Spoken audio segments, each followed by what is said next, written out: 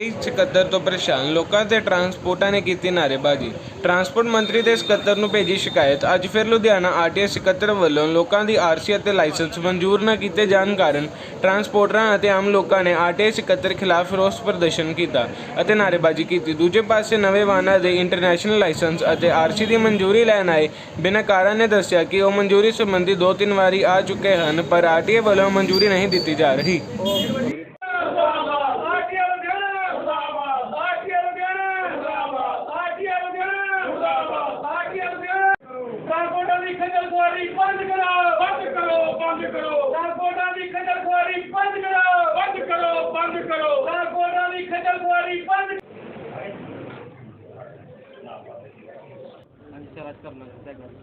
ਇਹ ਪਹਿਲਾਂ ਵੀ ਅੱਜ ਤੋਂ ਪਹਿਲਾਂ ਵੀ ਕੁਝ ਵੀ ਆਪਣੇ ਮਹੀਨਾ ਹੋ ਗਿਆ ਪਹਿਲਾਂ ਵੀ ਧਰਨਾ ਦਿੱਤਾ ਸੀ, ਜਿਹੜਾ ਲਗਾਤਾਰ ਚੱਲਿਆ 3-4 ਦਿਨ।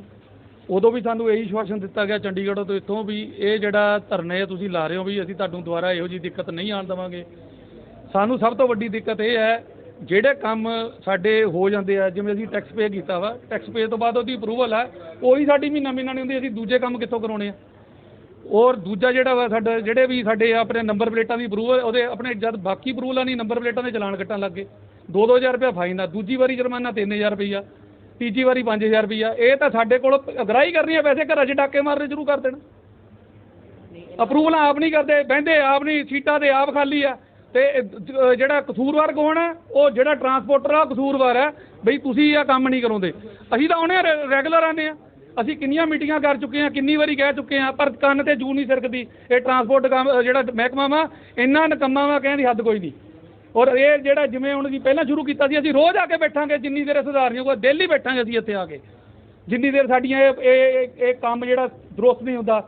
ਇੱਕ ਹੈਲਪ ਟੈਕਸ ਲਾਇਆ ਸੀ ਜਿਹੜਾ ਉਹ ਨਕੰਮਾ, ਜਿਹੜੀ ਚੀਜ਼ ਨੂੰ ਜਿਹੜਾ ਕਿਸੇ ਦਾ ਕੋਈ ਵੈਲਿਊ ਹੀ ਨਹੀਂ ਉਹਦੀ, ਉਹ ਲਾਇਆ ਸੀ, ਉਹ ਬੰਦ ਕਰਕੇ ਹੁਣ ਇਹਦੇ ਅਪਰੂਵਲਾਂ ਨਹੀਂ ਹੁੰਦੀਆਂ। ਜੇ ਹੁੰਦੀਆਂ ਨੇ ਕਿਸੇ ਨਾ ਕਿਸੇ ਬਾਈਪਾਸ ਹੋ ਕੇ ਹੋਣਗੀਆਂ ਤੇ ਉਹਦੇ ਪੈਸੇ ਲੱਗਣਗੇ, ਸਾਫ਼ ਜੀ ਗੱਲ, ਉਹਦੇ ਪੈਸੇ ਲਾ ਕੇ ਲੱਗਣਗੇ। ਇਹ ਇਸ ਡਿਪਾਰਟਮੈਂਟ 'ਚ ਸਾਨੂੰ ਦੱਸਣ ਵੀ ਕਿਹੜਾ ਕੰਮ। ਮੇਰੀ ਗੱਡੀ ਦੀ 5 ਗੱਡੀਆਂ ਦੀ ਆਰਸੀ ਅੱਜ ਤੱਕ ਨਹੀਂ ਦਿੱਤੀ, ਅੱਜ 4 ਸਾਲ ਹੋ ਗਏ। ਇਹਨਾਂ ਨੂੰ ਦੱਸਣ ਇਹ ਵੀ ਕਿਉਂ ਨਹੀਂ ਦਿੱਤੀ। ਇਹ ਮੇਰੀ ਆਪ ਦੀ ਗੱਡੀ ਜਿਹੜੀ ਪਰਸਨਲ ਗੱਡੀ ਆ 19 ਦੇ ਵਿੱਚ ਰਜਿਸਟਰਡ ਕਰਾਈ ਆ, ਅਪਰੂਵਲ ਪੈਂਡਿੰਗ ਆ, ਸਿਰਫ ਅਪਰੂਵਲ ਨਹੀਂ ਕਰ ਰਹੇ, 4 ਸਾਲ ਹੋ ਗਏ। ਕਿਉਂ ਨਹੀਂ ਕਰਦੇ ਪਏ?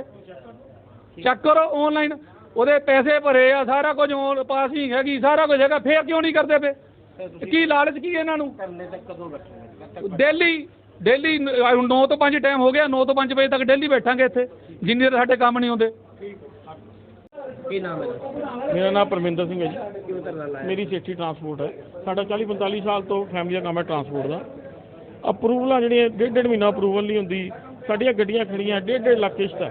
ਹੱਥ ਜੋੜ ਥੱਕ ਗਿਆ, ਮੈਸੇਜ ਕੀਤੇ, ਕੋਲ ਆਏ ਮੈਡਮ ਦੇ, ਅੱਜ ਹੋ ਜੂ ਕੱਲ੍ਹ ਹੋ ਜੂ। ਲੇਟ ਲਤੀਫੀ ਹੈ, ਦੱਸੋ ਕਿਹਨੂੰ ਬਹਿਣ ਦਾ ਸ਼ੌਂਕ ਹੈ ਥੱਲੇ? ਹਾਲ ਦੇਖੋ ਕੀ ਹੈ। ਹੱਥ ਜੋੜ ਥੱਕ ਕੇ ਮੈਡਮ ਅਪਰੂਵਲ ਕਰ ਦਿਓ, ਕੋਈ objection ਲਾ ਦਿਓ। ਕੋਈ ਪੈਸਾ ਘੱਟ ਵੱਧਾ, ਟੈਕਸ ਘੱਟ ਭਰ ਦਿੰਦੇ ਆ, ਉਹ ਵੀ ਨਹੀਂ। 1.5 ਮਹੀਨਾ ਕੋਈ ਅਪਰੂਵਲ ਨਹੀਂ ਹੋ ਰਹੀ। ਹੱਥ ਜੋੜ ਥੱਕ ਗਏ ਆ, ਕਰਦੇ ਆ ਜੀ, ਕਰਾਉਂਦੇ ਆ ਜੀ, ਕੋਈ ਜਵਾਬ ਨਹੀਂ। ਤੁਸੀਂ ਪ੍ਰਸ਼ਾਸਨ ਤੋਂ ਕੀ ਮੰਗ ਕਰਦੇ ਹੋ? ਅਸੀਂ ਇਹੀ ਮੰਗ ਕਰਦੇ ਹਾਂ ਕਿ ਇੱਦਾਂ ਦੇ ਅਫਸਰ ਇੱਥੇ ਨਾ ਲਾਏ ਜਾਣ। ਬਹੁਤ ਬੁਰਾ ਹਾਲ ਹੈ ਸਰਕਾਰ ਦੀ। ਇੱਕ ਪੋਜੀਸ਼ਨ ਨੂੰ ਫਰਕ ਪੈਂਦਾ। ਇਹੀ ਇਹ ਕਿਹਾ ਜਾਂਦਾ ਕਿ ਮੇਰੀ ਡਿਊਟੀ ਉੱਥੇ ਲੱਗੀ, ਮੇਰੀ ਉੱਥੇ ਲੱਗੀ ਹੈ, ਅੱਜ ਕਰਦਾ ਕੱਲ੍ਹ ਕਰ ਦਾਂਗੇ, ਕੋਈ ਸਰਕਾਰ ਸੁਣਵਾਈ ਨਹੀਂ। ਅੱਜ ਤੋਂ ਪਹਿਲਾਂ ਜਦੋਂ ਇਹ ਟਰਾਂਸਪੋਰਟ ਵਿਭਾਗ ਦੇ ਅਫਸਰ ਉੱਚ ਅਫਸਰ ਨਹੀਂ ਸਨ, ਉਸ ਤੋਂ ਪਹਿਲਾਂ ਵੀ ਕਦੀ ਇੱਦਾਂ ਦੀ ਦਿੱਕਤ ਆਈ ਹੈ? ਮੈਂ ਕਹਿੰਦਾ ਹੁਣ ਤਾਂ ਸਭ ਤੋਂ ਜ਼ਿਆਦਾ ਆਈ ਹੈ। ਪਹਿਲੇ ਨਹੀਂ ਕੋਈ ਦਿੱਕਤ ਆਈ ਸੀ। ਇਹ ਹੁਣ ਤਾਂ 20 ਦਿਨ ਨਹੀਂ ਹੁੰਦੀ, ਜਿਹੜਾ ਕਿ 1 ਸੈਕਿੰਡ ਦਾ ਕੰਮ ਹੈ ਅਪਰੂਵਲ ਕਰਨਾ। ਪਹਿਲਾਂ ਗੱਡੀ ਲੈ ਕੇ ਜਾਂਦੇ ਆ, 20 ਦਿਨ ਬਾਅਦ ਗੱਡੀ ਦੀ ਵਾਰੀ ਆਉਂਦੀ ਪਾਸਿੰਗ ਕਰਾਉਣ ਦੀ। ਪਾਸਿੰਗ ਹੋਣ ਤੋਂ 15 ਦਿਨ ਨੂੰ ਅਪਰੂਵਲ ਹੀ ਕੀਤੀ ਜਾਂਦੀ। ਤੁਸੀਂ ਮੈਡਮ ਦੀ ਆਈਡੀ ਖੋਲ੍ਹ ਕੇ ਦੇਖ ਲਓ, 4-4 ਮਹੀਨੇ ਤੋਂ ਅਪਰੂਵਲ ਪੈਂਡਿੰਗ ਨਾ ਹੋਵੇ, ਜੋ ਕੋਈ ਜ਼ਿੰਮੇਵਾਰ ਹੈ। ਮੈਂ ਲਾਸਟ ਵੀਕ ਵੀ ਆਇਆ ਸੀਗਾ ਅਤੇ ਉਦੋਂ ਮੈਡਮ ਸ਼ਾਇਦ ਚੰਡੀਗੜ੍ਹ ਮੀਟਿੰਗ 'ਤੇ ਗਏ ਸੀਗੇ ਅਤੇ ਮੈਂ ਪੇਪਰ ਇੱਥੇ ਦੇ ਗਿਆ ਸੀਗਾ ਅਤੇ ਉਸ ਤੋਂ ਬਾਅਦ ਕੁਛ ਹੋਇਆ ਨਹੀਂ ਗਾ। ਹੁਣ ਫਿਰ ਅੱਜ ਆਇਆ ਹੈਗਾ ਜੀ ਮੈਡਮ ਨੂੰ ਮਿਲ ਕੇ। ਮੈਂ ਲੁਧਿਆਣੇ ਤੋਂ ਹੀ ਹਾਂ ਜੀ। ਕੀ ਨਾਮ ਹੈ? ਹਰਵਿੰਦਰ ਸਿੰਘ। ਕੀ ਕੰਮ ਕੀ ਸੀਗਾ? ਮੇਰਾ ਕੰਮ ਹੈ ਜੀ, ਮੈਂ ਲਾਇਸੈਂਸ ਇੰਟਰਨੈਸ਼ਨਲ ਕਰਵਾਉਣਾ ਸੀਗਾ। ਉਹਦੇ ਵਾਸਤੇ ਜਿਹੜਾ ਇਹਨਾਂ ਦਾ ਲਾਇਸੈਂਸ ਦਾ ਹੈਗਾ ਰੋਜ਼ ਗਾਰਡਨ ਦੇ ਬੈਕ 'ਤੇ, ਉੱਥੋਂ ਮੈਂ ਕਰਵਾ ਲਿਆ ਸੀਗਾ। ਉਹਨਾਂ ਨੇ ਕਿਹਾ ਸੀ ਵੀ ਤੁਸੀਂ ਮੈਡਮ ਨੂੰ ਜਾ ਕੇ ਮਿਲ ਲਓ ਵੀ ਜੇ ਤੁਹਾਡੇ ਦਿਨ ਥੋੜ੍ਹੇ ਹੈਗੇ ਆ। ਅਤੇ ਫਿਰ ਮੈਂ ਮਿਲਣ ਆਇਆ ਸੀਗਾ, ਮਿਲੇ ਨਹੀਂ ਲਾਸਟ ਵੀਕ ਤਾਂ। ਹੁਣ ਇਸ ਵਾਰ ਆਇਆ ਸੋਮਵਾਰ ਜੀ, ਹੁਣ ਦੇਖਦੇ ਹਾਂ ਜਾ ਕੇ। ਕਿਹੜੀ ਚੀਜ਼ ਨੂੰ ਅਪਲਾਈ ਕੀਤਾ ਸੀਗਾ? ਇਹ ਮੈਂ ਪਿਛਲੇ ਵੀਕ ਕੀਤਾ ਸੀਗਾ ਜੀ ਅਪਲਾਈ। ਟਿਕਟ ਕਦੋਂ ਜੀ ਤੁਹਾਡੀ? ਮੇਰੀ 23 ਜੁਲਾਈ ਦੀ। 23 ਜੁਲਾਈ। ਹਾਂਜੀ। ਕੀ ਨਾਮ ਹੈ ਜੀ? ਜਗਦੇਵ ਸਿੰਘ, ਕਿੱਥੋਂ ਆਏ ਹੋ? ਲੁਧਿਆਣਾ ਨਿਊ ਜਨਤਾ ਨਗਰ ਤੋਂ ਜੀ। ਕੀ ਕਰਨ ਆਏ ਸੀ? ਮੇਰਾ ਲਾਇਸੈਂਸ ਬਣਨਾ ਦਿੱਤਾ ਹੈ, ਮੇਰੀ ਟਰਾਈ ਵੀ ਹੋ ਗਈ। ਮੈਂ ਗੇੜੇ ਮਾਰ ਕੇ ਥੱਕ ਗਿਆ ਇੱਥੇ।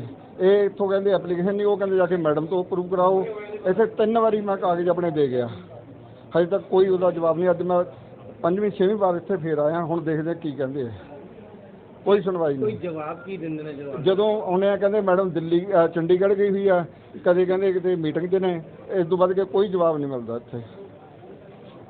ਮਾਨ ਸਾਹਿਬ ਕਹਿੰਦੇ ਆ ਵੀ ਰਿਸ਼ਵਤ ਖਤਮ ਹੋ ਗਈ, ਅਸੀਂ ਕਹਿੰਦੇ ਆ ਰਿਸ਼ਵਤ ਖਤਮ ਨਹੀਂ ਹੋਈ। ਤੁਸੀਂ ਸਾਡੀ ਫੀਸ ਵਧਾ ਦਿਓ ਜਿਹੜੇ ਨਾਲ ਲੈਣੇ ਆ, ਤੇ ਸਾਡਾ ਲਾਇਸੈਂਸ ਤਾਂ ਬਣੇ। ਜਿਹੜੇ ਅਸੀਂ 4-4 5-5 ਗੇੜੇ ਮਾਰਦੇ ਆ ਉਹ ਰਿਸ਼ਵਤ ਹੀ ਆ। ਉਹ ਜੇ ਕੰਮ ਨਹੀਂ ਬੰਦੇ ਦਾ ਹੁੰਦਾ ਉਹਦੇ ਨਾਲ 500-700 ਫੀਸ ਲਾ ਲਓ ਵੱਧ, ਤੇ ਕਮ ਸੇ ਕਮ ਸਾਨੂੰ ਗੇੜੇ ਨਾ ਮਾਰਨੇ ਪੈਣੇ ਇਸ ਦਫ਼ਤਰ ਦੇ। ਓਕੇ।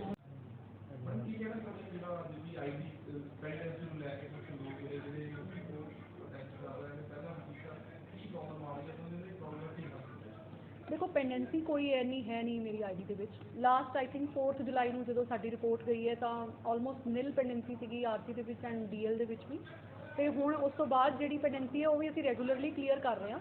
ਕੁਝ ਬਾਹਰ ਮਿਸਲੀਡ ਕੀਤਾ ਜਾ ਰਿਹਾ ਹੈ ਪਬਲਿਕ ਨੂੰ ਕਿ ਮੇਰੀ ਆਈਡੀ ਦੇ ਵਿੱਚ ਪੈਂਡੈਂਸੀ ਖੜੀ ਹੈ, ਜਦੋਂ ਕਿ ਮੇਰੇ ਕੋਲ ਫਾਈਲ ਜਸਟ 2-3 ਦਿਨ ਪਹਿਲਾਂ ਜਿਹੜੀਆਂ ਆਈਆਂ ਨੇ ਉਹ ਮੇਰੀ ਆਈਡੀਜ਼ ਨੇ। ਸਾਡੇ ਕੋਲ ਸਫੀਸ਼ੀਐਂਟ ਟਾਈਮ ਹੁੰਦਾ ਹੈ 7 ਡੇਜ਼ ਦਾ ਕਲੀਅਰ ਕਰਨ ਨੂੰ ਐਂਡ ਆਈਡੀਪੀ ਨੂੰ 3 ਡੇਜ਼ 'ਚ ਕਲੀਅਰ ਕਰਨ ਨੂੰ। ਤਾਂ ਉਹ ਕਲੈਰੀਕਲ ਲੈਵਲ ਤੇ ਕੁਝ ਪੈਂਡੈਂਸੀ ਜ਼ਰੂਰ ਹੈਗੀ ਹੈ, ਉਹਨਾਂ ਨੂੰ ਮੈਂ ਟਾਈਮ ਐਂਡ ਅਗੇਨ ਕਹਿੰਦੀ ਰਹਿੰਦੀ ਹਾਂ, ਰਿਟਰਨ ਵੀ ਵਰਬਲੀ ਵੀ, ਕਿ ਤੁਸੀਂ ਇਹ ਕਲੀਅਰ ਕਰੋ। ਤਾਂ ਉਹਨਾਂ ਦੀ ਸਟੇਜ 'ਤੇ ਵੀ ਕੁਝ ਫਾਈਲਾਂ ਖੜੀਆਂ ਹੁੰਦੀਆਂ, ਕੁਝ ਕਈ ਵਾਰ ਐਪਲੀਕੈਂਟ ਵੱਲੋਂ ਵੀ ਕਈ ਚੀਜ਼ਾਂ ਡਿਲੇ ਹੋ ਜਾਂਦਾ ਹੈ, ਕੁਝ ਡਾਕੂਮੈਂਟਸ ਪ੍ਰੋਵਾਈਡ ਕਰਨੇ ਅਪਲੋਡ ਕਰਾਣੇ, ਕੁਝ ਟੈਕਸ ਅਪਡੇਟ ਨਹੀਂ ਕਰਾਏ ਹੁੰਦੇ, ਜਿਹਦੇ ਕਰਕੇ ਫਾਈਲ ਜਿਹੜੀ ਹੈਗੀ ਹੈ ਜਿਹੜੀ 10-15 ਦਿਨ ਦੇ ਵਿੱਚ ਉਹਨਾਂ ਦੀ ਹੋਣੀ ਹੁੰਦੀ ਹੈ ਕੰਪਲੀਟ ਪ੍ਰੋਸੈਸ, ਉਹ ਕਈ ਵਾਰਾਂ ਫਿਰ ਮਹੀਨਾ ਵੀ ਲੱਗ ਜਾਂਦਾ ਹੈ। ਸੋ ਇਸ ਤਰ੍ਹਾਂ ਦੇ ਵੀ ਕੁਝ ਕੇਸਿਸ ਸਾਹਮਣੇ ਆਏ ਨੇ।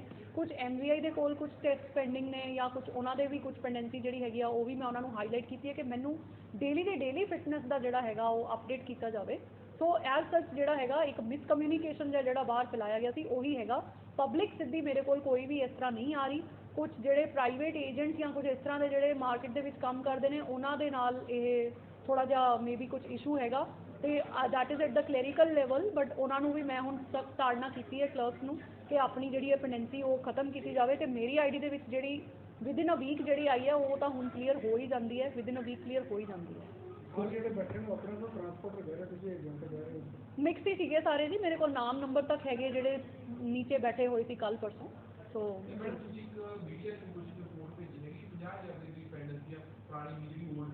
ਜੀ ਜੀ ਜੀ ਉਹ ਤਾਂ ਕਾਫੀ ਪੁਰਾਣੀ ਸੀਗੀ।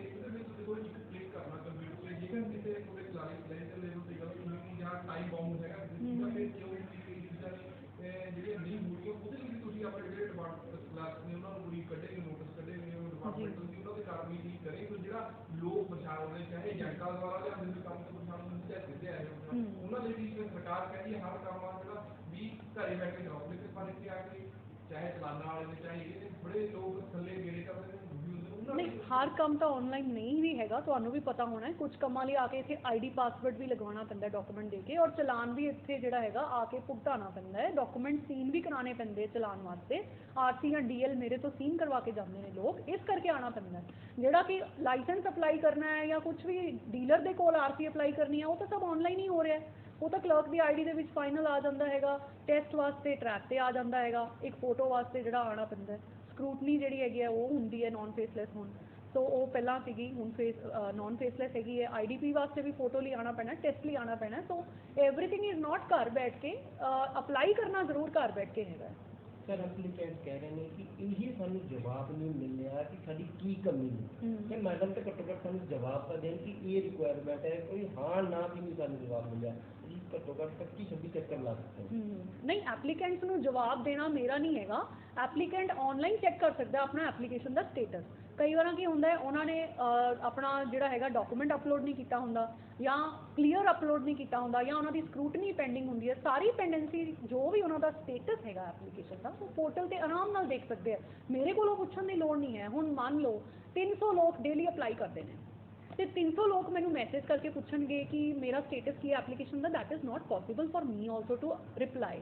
300 ਲਾਇਸੈਂਸ 300 ਆਰਸੀ, ਮੈਂ 600 ਨੂੰ ਰਿਪਲਾਈ ਕਰੂੰਗੀ ਕਿ ਸਟੇਟਸ ਕਿਆ ਹੈ ਉਹਨਾਂ ਦਾ। They can check online. ਫਿਰ ਵੀ ਆਪਾਂ ਉਹਨਾਂ ਦੀ ਸਹੂਲਤ ਵਾਸਤੇ ਇੱਥੇ ਹੈਲਪ ਡੈਸਕ ਬਣਾਇਆ ਹੋਗਾ, ਆ ਕੇ ਇੱਥੇ ਪੁੱਛ ਸਕਦੇ ਨੇ ਸਟੇਟਸ ਬਕਾਇਦਾ ਚੈੱਕ ਕਰਾ ਕੇ। ਮੇਰੇ ਕੋਲ ਐਪਲੀਕੈਂਟਸ ਅੰਦਰ ਆਉਂਦੇ ਨੇ, ਤੁਸੀਂ ਆ ਦੇਖ ਸਕਦੇ ਹੋ ਐਪਲੀਕੇਸ਼ਨ। ਜਦੋਂ ਮੇਰੇ ਕੋਲ ਕੋਈ ਐਪਲੀਕੈਂਟ ਆਉਂਦਾ ਹੈ ਤਾਂ ਮੈਂ ਬਕਾਇਦਾ ਉਹਦਾ ਲਿਖਵਾਨੀ ਹੈ ਕਿ ਕੋਈ ਅਪਰੂਵਲ ਤੇ ਪੈਂਡਿੰਗ ਹੈ ਜਾਂ ਟੈਕਸ ਅਪਡੇਟ ਤੇ ਪੈਂਡਿੰਗ ਹੈ ਜਾਂ ਕੋਈ MVI ਦੇ ਕੋਲ ਟੈਸਟ ਤੇ ਪੈਂਡਿੰਗ ਹੈ। ਉਹ ਬਾਹਰ ਲੜਕਾ ਜਾਂ ਕੋਈ ਲੜਕੀ ਮੈਂ ਉੱਥੇ ਕੰਪਿਊਟਰ ਤੇ ਬਿਠਾਏ ਹੋਏ ਨੇ, ਉਹ ਚੈੱਕ ਕਰਕੇ ਉਹਨਾਂ ਨੂੰ ਦੱਸ ਦਿੰਦੇ ਨੇ ਜਿਹੜੇ ਮੇਰੇ ਕੋਲ ਇੱਥੇ ਆਉਂਦੇ ਨੇ। ਹੁਣ ਤੁਸੀਂ ਆ ਵੀ ਦੇਖ ਸਕਦੇ ਹੋ ਕਿ ਇਸ ਦਾ ਰੌਲਾ ਇਹ ਪਾ ਰਹੇ ਸੀ ਕਿ ਮੇਰੇ ਕੋਲ ਅਪਰੂਵਲ ਤੇ ਪੈਂਡਿੰਗ ਹੈ। ਬਲ ਮੇਰੇ ਕੋਲ ਤਾਂ 13 ਜੁਲਾਈ ਨੂੰ ਫਾਈਲ ਆਈ ਹੈ। ਅੱਜ 17 ਹੈਗੀ ਆ, ਈਵਨ ਸੈਟਰਡੇ ਸੰਡੇ ਸਮਟਾਈਮਸ ਵੀ work, so with in 7 days it is usually cleared. So 15 ਜੂਨ ਦੀ ਕਲਰਕ ਕੋਲ ਫਾਈਲ ਆਈ ਹੋਈ ਹੈ। ਹਰ ਸਟੇਟ ਜਿਹੜਾ ਹੈਗਾ, ਹੁਣ ਐਪਲੀਕੈਂਟ ਵੱਲੋਂ ਜਿਹੜਾ ਟੈਕਸ ਹੈ ਉਹ 4 ਜੁਲਾਈ ਨੂੰ ਭਰਿਆ ਗਿਆ, ਤਾਂ ਹੁਣ ਐਪਲੀਕੈਂਟ ਵੱਲੋਂ ਵੀ ਕਈ ਵਾਰ ਡਿਲੇ ਹੋ ਜਾਂਦਾ ਹੈ। ਫਿਰ ਉਸ ਤੋਂ ਬਾਅਦ ਜਿਹੜਾ ਹੈਗਾ ਕਲਰਕ ਵੱਲੋਂ 13 ਜੁਲਾਈ ਨੂੰ ਅਪਰੂਵ ਕੀਤਾ ਗਿਆ ਹੈ, 4 ਜੁਲਾਈ ਤੋਂ ਬਾਅਦ 13 ਜੁਲਾਈ ਨੂੰ ਅਪਰੂਵ ਕੀਤਾ ਗਿਆ, ਔਰ ਹੁਣ ਮੇਰੇ ਕੋਲ 13 ਨੂੰ ਆਈ ਹੈ, ਤਾਂ within 7 days it will be cleared. ਅੱਜ ਤੱਕ 17 ਦੀ ਹੈਗੀ ਹੈ। ਸੋ ਮੈਂ ਇਹੀ ਫਾਈਲਾਂ ਇਹ ਲੈ ਕੇ ਆਈ ਸੀ। ਹੁਣ ਇਹ ਫੈਕਟਸ ਨੂੰ ਦੇਖ ਕੇ ਸਮਝੇ ਨੇ ਜਿਹੜੇ ਬਾਹਰ ਗੱਲ ਕਰ ਰਹੇ ਸੀ, ਉਹਨਾਂ ਨੂੰ ਪਤਾ ਨਹੀਂ ਸੀ ਲੱਗ ਰਿਹਾ, ਉਹਨਾਂ ਨੂੰ ਮੈਂ ਡੇਟਸ ਨਾਲ ਸਮਝਾਇਆ ਹੈ ਕਿ ਮੇਰੇ ਕੋਲ ਤਾਂ 13 ਜੁਲਾਈ ਨੂੰ ਫਾਈਲ ਆਈ ਹੈ। ਤੁਸੀਂ ਇਹ ਨਹੀਂ ਕਹਿ ਸਕਦੇ ਕਿ 15 ਜੂਨ ਨੂੰ ਅਸੀਂ ਫਾਈਲ ਲਾਈ ਸੀ ਤੇ ਤੁਹਾਡੇ ਕੋਲ ਹਜੇ ਤੱਕ ਅਪਰੂਵਲ ਨਹੀਂ ਹੋਈ। 15 ਜੂਨ ਤੋਂ ਲੈ ਕੇ 13 ਜੁਲਾਈ ਤੱਕ ਕੀ ਕਾਰਵਾਈ ਹੋਈ ਹੈ ਉਸ ਫਾਈਲ ਤੇ, ਸਟੈਪ ਬਾਏ ਸਟੈਪ ਪੋਰਟਲ ਚੋਂ ਕੱਢ ਕੇ ਅਸੀਂ ਦੱਸਿਆ ਕਿਸ ਸਟੇਜ ਤੇ ਇਹ ਡਿਲੇ ਸੀਗਾ। ਸੋ ਇਹ ਆਪਾਂ ਕਲਰਕਸ ਨੂੰ ਵੀ ਸਖਤ ਕਿਹਾ ਹੈਗਾ ਕਿ ਜਿਹੜੀਆਂ ਹੈਗੀਆਂ ਫਾਈਲਾਂ ਉਹ ਫਰਾਡ